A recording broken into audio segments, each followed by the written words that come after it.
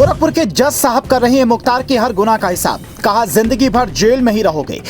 जैसे एक आईएएस ने आजम खान की जिंदगी बना दी नरक, वैसे ही एक आईएएस ने मुख्तार की खोली बड़ी पोल।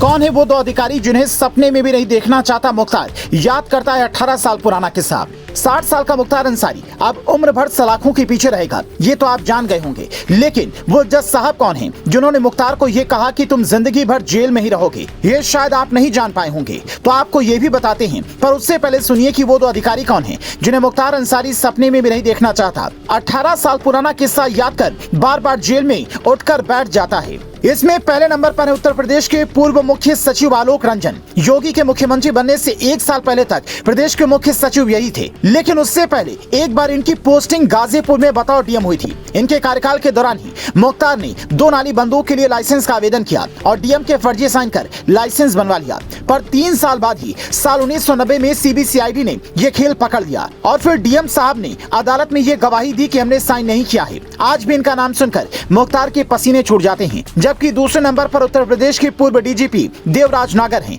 जिनके कार्यकाल में मुजफ्फरनगर में माहौल खराब हुआ। उससे पहले इन्होंने कई महत्वपूर्ण पदों पर अपनी सेवाएं दी और गाजीपुर के पुलिस अधीक्षक भी रहे। चूंकि लाइसेंस के लिए एसपी का क्लियरेंस जरूरी होता है, इसलिए मुख्तार ने इन्हें आवेदन दिया था। पर एसपी साहब जांच पड़ताल करते उससे पहले ही फर्जी साइन कर मुख्तार ने इसे हासिल कर लिया। फिर एसपी साहब के अलावा कई बड़े अधिकारियों की गवाही से मुख्तार को सजा हुई। खबर है कि 13 मार्च को एमपी एमएलए कोर्ट के विशेष न्यायाधीश अवनीश गौतम ने जब मुख्तार को आजीवन कारावास की सजा सुनाई तो वीडियो कॉन्फ्रेंसिंग के जरिए पेश हुआ मुख्तार बार बार हाथ जोड़कर जज साहब को यही कहता रहा कि माय लॉर्ड, मैं निर्दोष हूं, मैंने कुछ नहीं किया। इतना कहते कहते वो चेहरे पर हाथ रखकर वहीं नीचे बैठ गया। पर सबूतों और गवाहों के आधार पर जज साहब ने अपना फैसला सुनाया और ये साफ कर दिया कि मुख्तार जैसे लोग जिंदगी भर जेल में ही रहेंगे।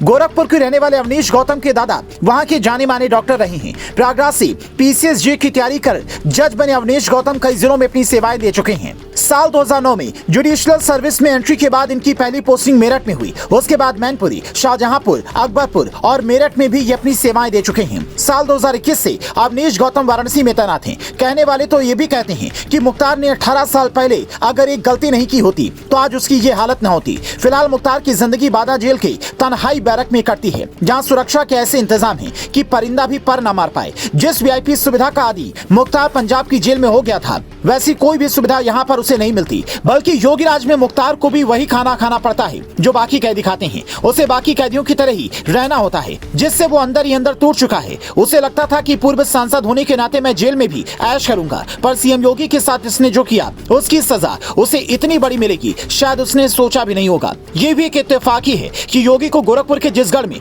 मुख्तार चुनौती देना चाहता था, उसी गोरखपुर के जज साहब अब उसके गुनाहों का हिसाब कर रहे हैं।